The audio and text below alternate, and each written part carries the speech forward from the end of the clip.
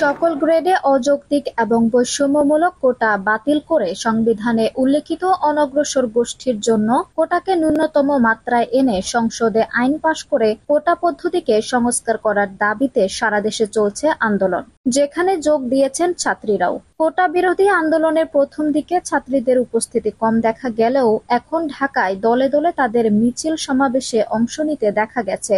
মেয়েরা নারী কোটা চাই না এমন স্লোগান সম্বলিত পোস্টার লিখে মিছিলে যোগ দিচ্ছেন। বিষয়টি নিয়ে প্রতিবেদন তৈরি করেছে বিবিসি বাংলা। ঢাকা বিশ্ববিদ্যালয়ের বাংলাদেশ কুয়েত মৈত্রী হলের শিক্ষার্থী রাফিয়া রেহনুমা রিদ্দি এ আন্দোলনের একজন সমন্বয়ক। হলের ছাত্রীদের অংশগ্রহণ কিভাবে বাড়ানো হয়েছে সে বিষয়ে তিনি বলেন, ছাত্রীদের আন্দোলনমুখী করতে তারা নানা তৎপরতা চালিয়েছেন। শুরু থেকে নারী উপস্থিতি ততটা ছিল না। হলে হলে প্রচারণার মাধ্যমে যারা আসতে চায় আন্দোলনে কিন্তু বিভিন্ন বাধার কারণে আসতে পারেনি, সেই বাধাগুলো পর্যালোচনা করা হয়, তাদেরকে সাহস দেওয়া হয়। হলের গ্রুপগুলোতে আন্দোলনের কর্মসূচি এবং কখন বের হতে হবে এগুলো যখন জানিয়ে দেওয়া হয়েছে তখন নারী শিক্ষার্থীরা স্বপ্রণোদিত হয়ে সেখানে অংশগ্রহণ করেছেন।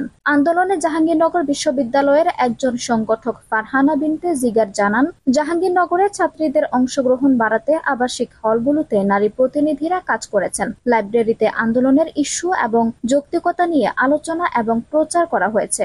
জাহাঙ্গীরনগর বিশ্ববিদ্যালয় শহর থেকে দূরে, এখানে শুধুই আমরা আছি। আমরা যতটা সম্ভব ওয়ার্ড অফ মাউথ দিয়ে ডাকার চেষ্টা করছি, মাইকিং করছি, প্রতিনিয়ত কর্মসূচি রাখছি। অবরোধ করে অবরোধ দেখেও অনেকে আমাদের সঙ্গে যোগ দিচ্ছেন।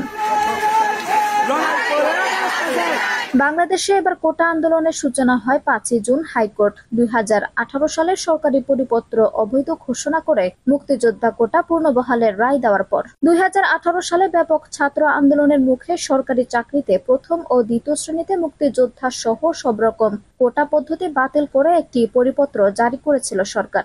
শুরুতে কোটা বাতিলের পরিপত্র বহাল সহ 4 দফা দাবিতে বিশ্ববিদ্যালয়ের শিক্ষার্থীরা প্রতিবাদ মুখর হয়। জুলাই মাসের শুরু থেকে ক্লাস পরীক্ষা বর্জনের ডাক দিয়ে লাগাতার আন্দোলনে যায় ছাত্ররা। আঞ্জুম হক আরবি, টাইম নিউজ ডেস্ক।